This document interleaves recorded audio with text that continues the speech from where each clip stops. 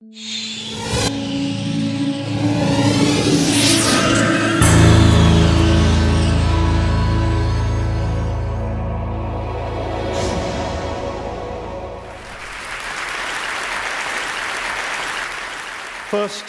a video.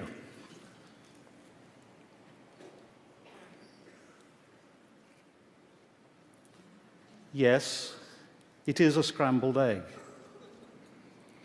But as you look at it, I hope you'll begin to feel just slightly uneasy. Because you may notice that what's actually happening is that the egg is unscrambling itself. And you'll now see the yolk and the white have separated, and now they're going to be poured back into the egg. And we all know in our heart of hearts that this is not the way the universe works. A scrambled egg is mush, tasty mush, but it's mush. An egg is a beautiful, sophisticated thing that can create even more sophisticated things, such as chickens. And we know in our heart of hearts that the universe does not travel from mush to complexity. In fact, this gut instinct is reflected in one of the most fundamental laws of physics, the second law of thermodynamics, or the law of entropy. What that says basically is that the general tendency of the universe is to move from order and structure to lack of order, lack of structure, in fact, to mush. And that's why that video feels a bit strange. And yet, look around us. What we see around us is staggering complexity. Eric Beinhocker estimates that in New York City alone, there are some 10 billion SKUs, or distinct commodities, being traded. That's hundreds of times as many species as there are on Earth. And they're being traded by a species of almost 7 billion individuals who are linked by trade, travel, and the internet into a global system of stupendous complexity. So here's a great puzzle. In a universe ruled by the second law of thermodynamics, how is it possible to generate the sort of complexity I've described, the sort of complexity represented by you and me and the convention center? Well, the answer seems to be the universe can create complexity, but with great difficulty. In pockets, there appear what my colleague Fred Speer calls Goldilocks conditions. Not too hot, not too cold, just right for the creation of complexity. And slightly more complex things appear. And where you have slightly more complex things, you can get slightly more complex things. And in this way, complexity builds stage by stage. Each stage is magical because it creates the impression of something utterly new, appearing almost out of nowhere in the universe. We refer in big history to these moments as threshold moments. And at each threshold, the going gets tougher. The complex things get more fragile, more vulnerable, the Goldilocks conditions get more stringent, and it's more difficult to create complexity. Now, we, as extremely complex creatures, desperately need to know this story of how the universe creates complexity despite the second law, and why complexity means vulnerability and fragility. And that's the story that we tell in big history. But to do it, you have to do something that may at first sight seem completely impossible. You have to survey the whole history of the universe. So let's do it. Let's begin by winding the timeline back 13.7 billion years to the beginning of time.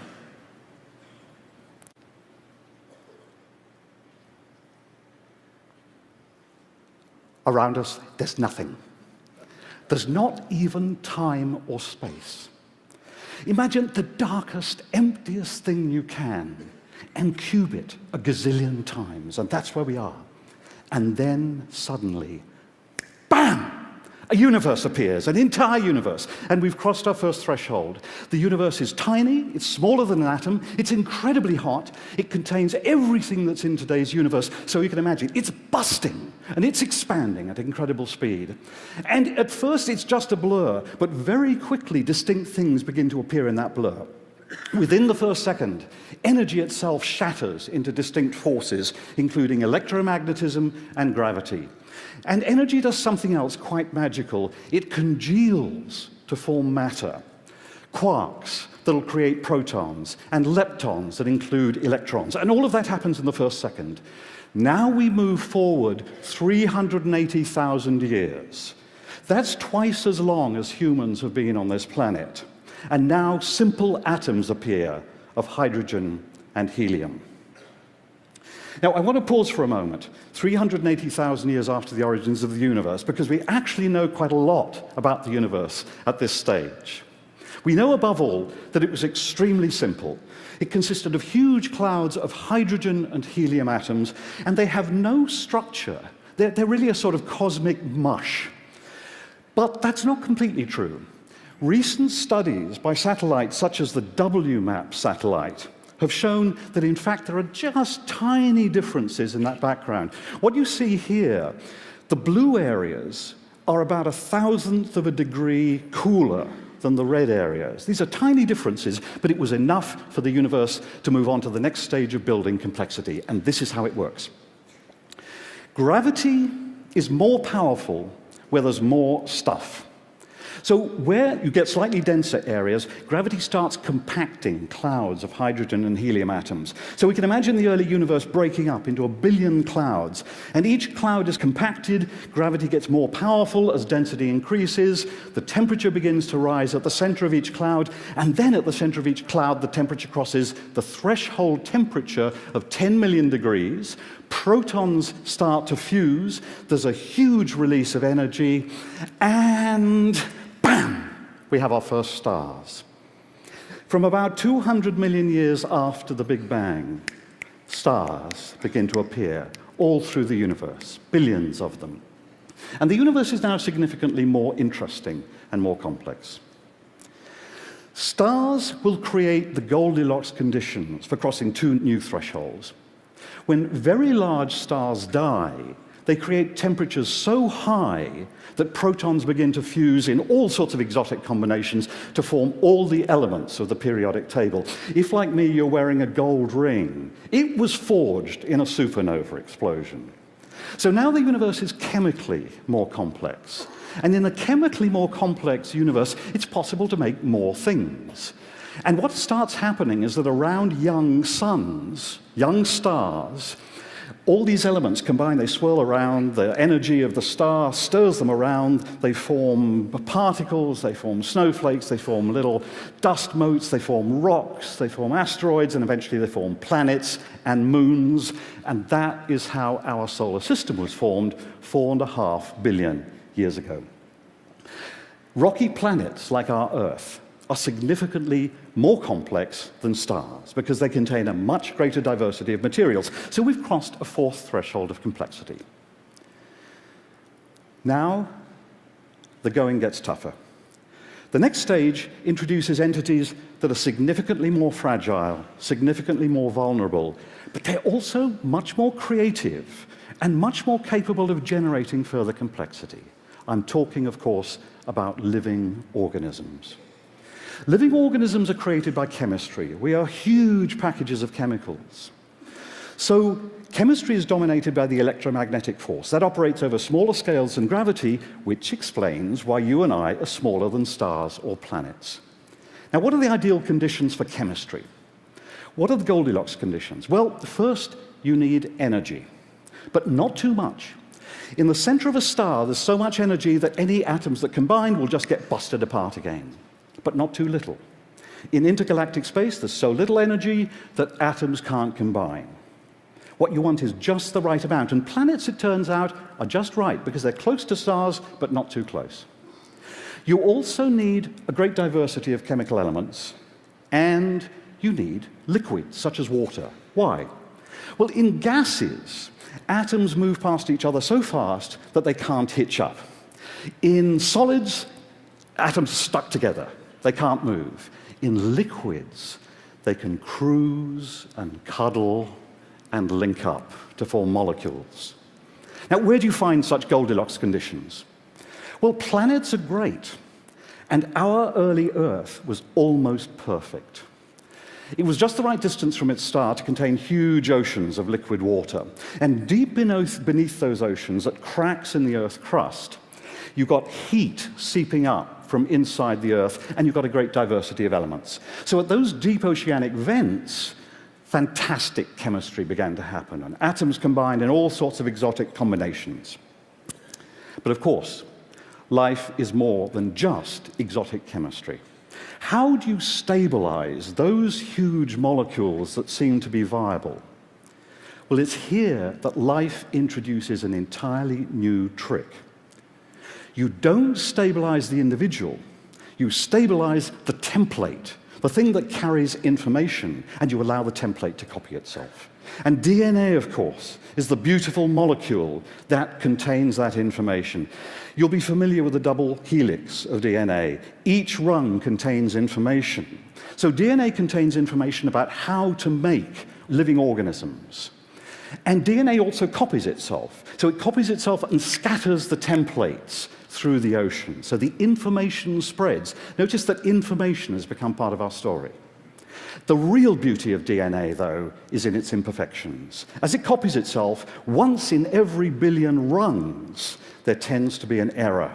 And what that means is that DNA is, in effect, learning. It's accumulating new ways of making living organisms because some of those errors work. So DNA is learning, and it's building greater diversity and greater complexity. And we can see this happening over the last 4 billion years. For most of that time of life on Earth, living organisms have been relatively simple, single cells, but they had great diversity and inside great complexity. Then from about 600 to 800 million years ago, multi-celled organisms appear. You get fungi, you get fish, you get plants, you get amphibia, you get reptiles, and then of course you get the dinosaurs. And occasionally there are disasters. 65 million years ago, an asteroid landed on Earth near the Yucatan Peninsula, creating conditions equivalent to those of a nuclear war. And the dinosaurs are wiped out. Terrible news for the dinosaurs, but great news for our mammalian ancestors, who flourished in the niches left empty by the dinosaurs. And we human beings are part of that creative evolutionary pulse that began 65 million years ago with the landing of an asteroid. Humans appeared about 200,000 years ago, and I believe we count as a threshold in this great story. Let me explain why. We've seen that DNA learns, in a sense. It accumulates information, but it is so slow. DNA accumulates information through random errors that some of which just happen to work. But DNA had actually generated a faster way of learning. It had produced organisms with brains. And those organisms can learn in real time. They accumulate information, they learn. The sad thing is, when they die, the information dies with them. Now, what makes humans different is human language. We are blessed with a language, a system of communication so powerful and so precise that we can share what we've learned with such precision that it can accumulate in the collective memory. And that means it can outlast the individuals who learnt that information, and it can accumulate from generation to generation. And that's why, as a species, we're so creative and so powerful, and that's why we have a history. We seem to be the only species in 4 billion years to have this gift. I call this ability collective learning. It's what makes us different. We can see it at work in the earliest stages of human history. We evolved as a species in the savanna lands of Africa. But then you see humans migrating into new environments, into desert lands, into jungles, into the Ice Age tundra of Siberia, tough environment, into the Americas, into Australasia. Each migration involved learning new ways of exploiting the environment, new ways of dealing with their surroundings. Then 10,000 years ago, exploiting a sudden change in global climates with the end of the last ice age, humans learned to farm. Farming was an energy bonanza. And exploiting that energy, human populations multiplied, human societies got larger, denser, more interconnected. And then, from about 500 years ago, humans began to link up globally through shipping, through trains, through telegraph, through the internet, until now we seem to form a single global brain of almost 7 billion individuals, and that brain is learning at warp speed. And in the last 200 years, something else has happened. We've stumbled on another energy bonanza in fossil fuels. So fossil fuels and collective learning together explain the staggering complexity we see around us. So, here we are, back at the convention center. We've been on a journey, a return journey of 13.7 billion years. I hope you agree this is a powerful story, and it's a story in which humans play an astonishing and creative role, but it also contains warnings. Collective learning is a very, very powerful force, and it's not clear that we humans are in charge of it. I remember very vividly as a child growing up in England, living through the Cuban Missile Crisis. For a few days, the entire biosphere seemed to be on the verge of destruction. And the same weapons are still here, and they're still armed. If we avoid that trap, others are waiting for us. We're burning fossil fuels at such a rate that we seem to be undermining the Goldilocks conditions that made it possible for human civilizations to flourish over the last 10,000 years. So what big history can do is show us the nature of our complexity and fragility and the dangers that face us. But it can also show us our power with collective learning. And now, finally, this is what I want. I want my grandson, Daniel, and his friends and his generation throughout the world to know the story of big history and to know it so well that they understand both the challenges that face us and the opportunities that face us. And that's why a group of us are building a free online syllabus in big history for high school students throughout the world. We believe that big history will be a vital intellectual tool for them as Daniel and his generation face the huge challenges and also the huge opportunities ahead of them at this threshold moment in the history of our beautiful planet. I thank you for your attention.